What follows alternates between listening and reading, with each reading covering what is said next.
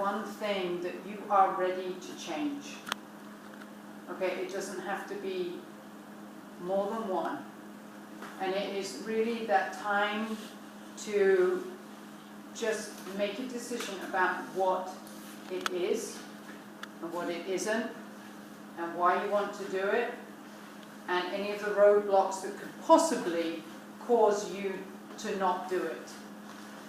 And the questions are quite deep. I mean, these are saying, all right, if this doesn't resonate with you, if this does not sit with you, that you know that it's really not something that you're going to follow through on, don't do it. It's not the right time. There's a right time for everything. And it may be that you know, the one thing that you're going to do is just do the timer and say, that's what my life enables me to do right now, because everything else feels like overwhelmed. And then the way that we look at that is when we feel overwhelmed and someone piles something extra on and we can't accomplish it, we go below the line because we feel like we failed. So that's all counterproductive. So it's just saying, all right now I am going to focus on one thing and I'm going to do it. And I'm going to do it because it really is going to make a big change in my life and I feel like this is the right time to do it. And there may be another time in your life when something else comes along and you go, okay, now it's time for me to change this. But the questions for this week are, what is that one thing? Okay, it's exploration time. Because so far we've been funneling you. We've taken a great big, what does it look like?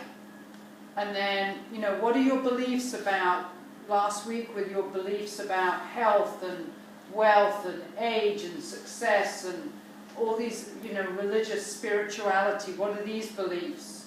And, who gave them to you? And now we're going into, all right, pick the one thing. Pick the one thing that is, it's just going to make it that you know that you can do, that now is the time to do it. And this morning I used that example of, when we think we need to change something, and it's almost like that's on the outside. We're thinking we need to do this, but then on the inside we're like, no, I know that if I try to do that, I just won't do it. And then we get a disconnect between our inner voice and our outer voice. And then that is very below the line because that makes us feel like we're telling a story. All right, so don't pick that thing. If there's something in your mind going, this isn't for me, this change is not for me right now, then don't do it. Pick something that you are rock solid about. You go, this is really going to make a difference in my life and I really want to do that, and go for it. I'll do whatever it takes to do it. Okay, and if there's any way that we can help you, even if it's like a search and tell, I call it, it's like some people say, all right, I think I need to do this, and we can help you explore those things. I mean, everything that happens in here is private, so, we're here to help. And if it's something, if it's a roadblock, then let us know. We're, more than happy to try and get you to that next level. Okay, and on that, if we are doing the positive intention message, we are going to be changing our timers to 27 this week. Oh my. Mars is going, oh! So changing your timer to 27, and now, you don't need to drink water every 27, but you need to drink it sort of on the opposite, every other one. And it may be that you're just doing, a tap, positive, get into the upstate, I'm good, go back to what you're thinking. Because then at least you're going to have 2 positive thoughts every hour. Mm-hmm. All right, and that's good.